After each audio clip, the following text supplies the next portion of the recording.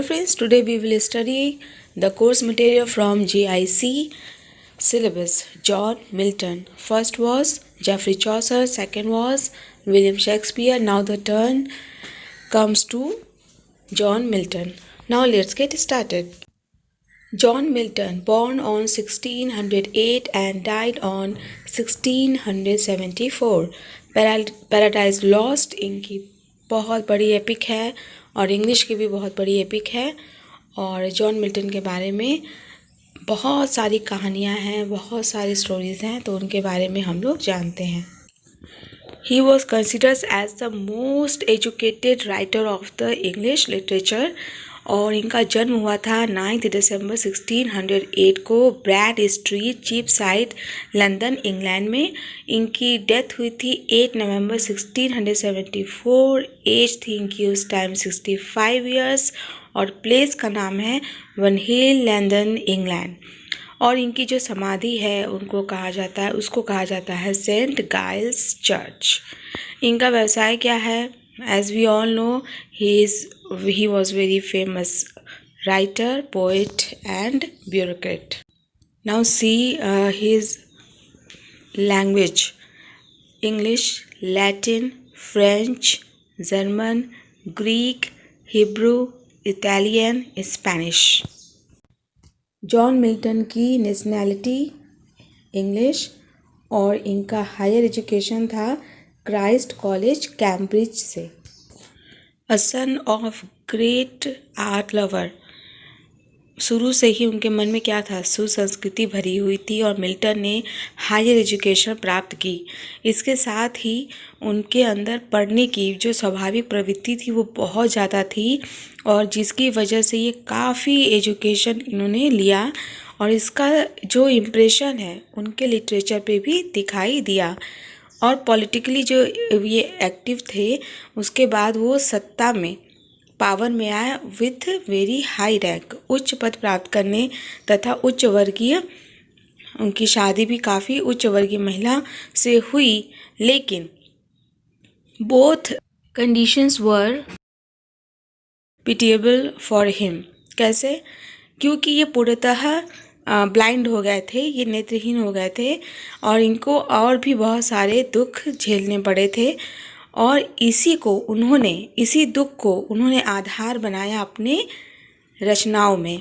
और फ्रेंड्स, उसी दुख को आज हम लोग इतने अच्छे से याद करके पढ़ते हैं, सीखते हैं उनसे। He was a great great great poet.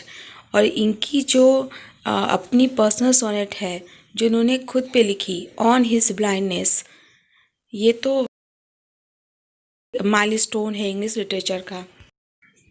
John Milton का जन्म 1608 में हुआ था। मिल्टन के फादर बहुत ही स्ट्रिक्ट एक प्यूरिटन थे, लेकिन फिर भी उनका लिटरेचर और आर्ट्स में बहुत ही गहरा रुझान था, जिससे मिल्टन को भी फ़ायदा हुआ और उनको एक वेल कल्चर्ड फैमिली में पैदा होने का, जन्म लेने का फ़ायदा मिला और वो भी उन्होंने भी काफ़ी नॉलेज इकट्ठी करी। मिल्टन की स्कूली शिक्षा सेंट पॉल स्कूल से हुई थी और कॉलेज की पढ़ाई कैम्ब्रिज विश्वविद्यालय से। कैम्ब्रिज यूनिवर्सिटी का जो कॉलेज था क्राइस्ट, वहाँ पे वो 7 इयर्स तक थे। 1629 में उन्होंने बैचलर की डिग्री ली और 1632 में मास्टर डिग्री किया। फॉर्मल एजुकेशन के बाद में ही उन्होंने अपना पढ़ाई कंटिन्यू रखा। मिल्टन के फादर की इच्छा थी कि मिल्टन चर्च में नौकरी करे, यानी कि वो एक पादरी बने, लेकिन एज यूजुअल फादर और सन की नहीं नेचर मिलता, तो मिल्टन को भी इच्छा नहीं थी कि वो चर्च में काम करें और ना ही वो किसी अन्य तरह के व्यवसाय या काम में लगना चाहते थे। और बाय नेचर वो सेल्फ रियलाइजेशन के लिए उन्होंने पोइट्री को चुना। उन्होंने रचनात्मक कार्यों की ओर जाना स्वीकार किया और पिता की आर्थिक स्थिति अच्छी थी, इसीलिए उनको ये पोइट्री में जाने में कोई प्रॉब्लम नहीं हुई, क्योंकि रचनात्मक कार्यों में आप जानते हैं कि बहुत ज़्यादा टाइम लगता है और उसमें पैसे का उतना नहीं कुछ रोल रहता है, मेन उसमें सेटिस्फैक्शन देखी जाती है रचनात्मक कार्यों में। तो क्योंकि इनके फादर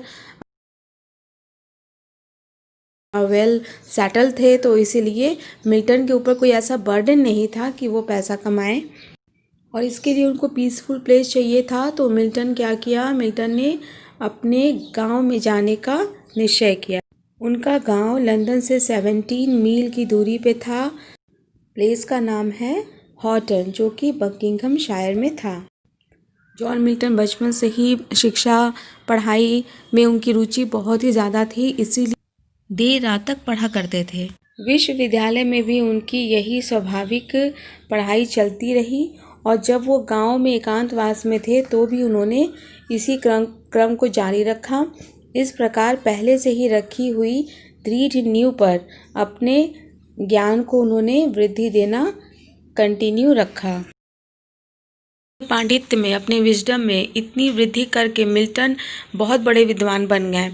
यह बात सावधानी पूर्वक हमें समझने की ज़रूरत है कि इसीलिए उन्होंने अपनी ज्ञान का विशालता एवं विशुद्धता से हमारे अन्य सभी कवियों से कहीं ज़्यादा बढ़ चढ़कर प्रयोग किया, बल्कि उन्होंने इससे लिटरेचर को भी फ़ायदा पहुंचाया, जिसके फलस्वरूप उनका साहित्य बहुत ज़्यादा नॉलेजेबल है, बहुत डीप है।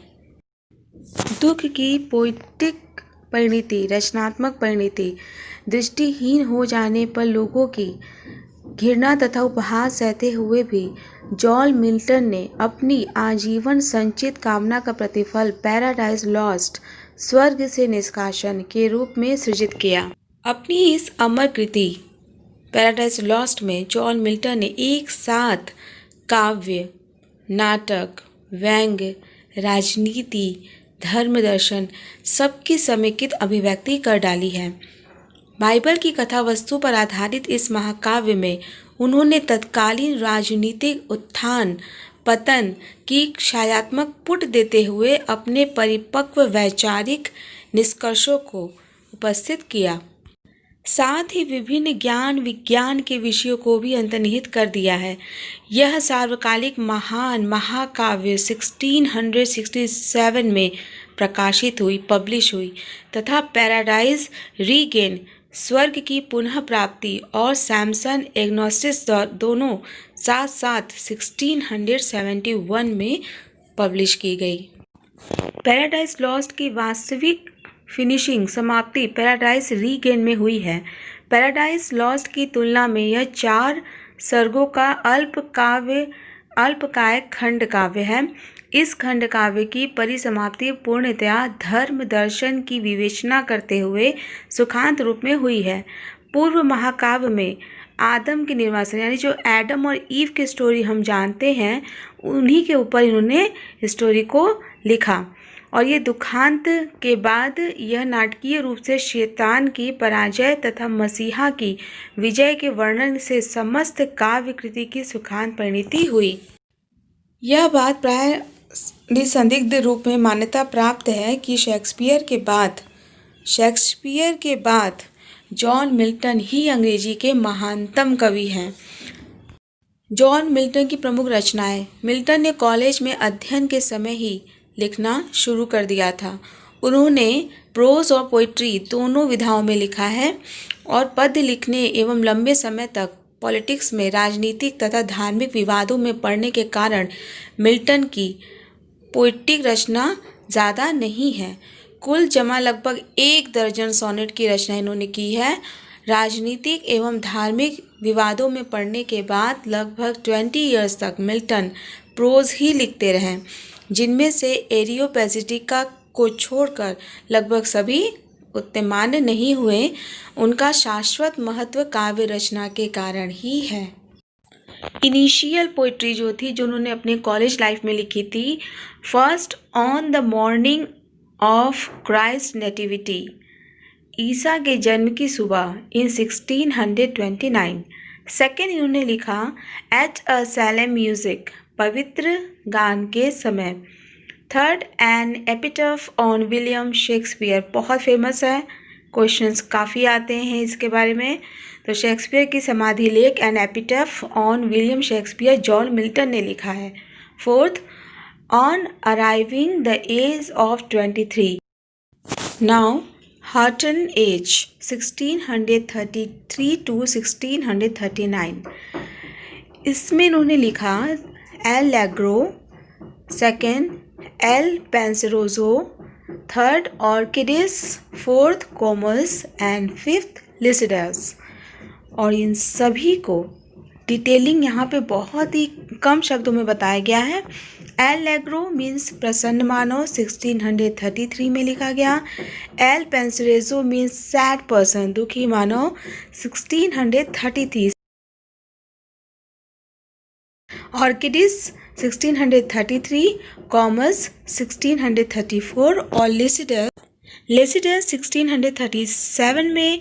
और इनके जो फ्रेंड थे एडवर्ड किंग, उनकी डेथ में इन्होंने इस लेसिडस को इन्होंने लिखा था। ये एक एलिजी है।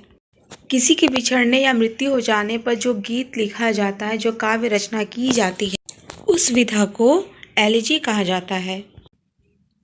Now pros. एरियोपेजिटिका उत्तरकालीन काव्य। इसके बाद उन्होंने क्या लिखा? First Paradise Lost 1667, friends year जरूर पूछे जाते हैं। Second Paradise Regained 1671 and third Samson Agonistes 1671। Paradise Lost John Milton द्वारा लिखित एक एपिक है। इस महाकाव्य को लिखने की इच्छा इनके मन में 1639 में ही हुई थी, परंतु लिखने का काम पूरी लगन के साथ 1658 में शुरू हो सका और 1663 में पूरा हुआ और आफ्टर 4 years इसे पब्लिश किया गया। किसे? पैराडाइज लॉस्ट को, written by John Milton. So friends, if you like this video, do like, do share and do comment. Thank you so much. Our next video will be on John Dryden.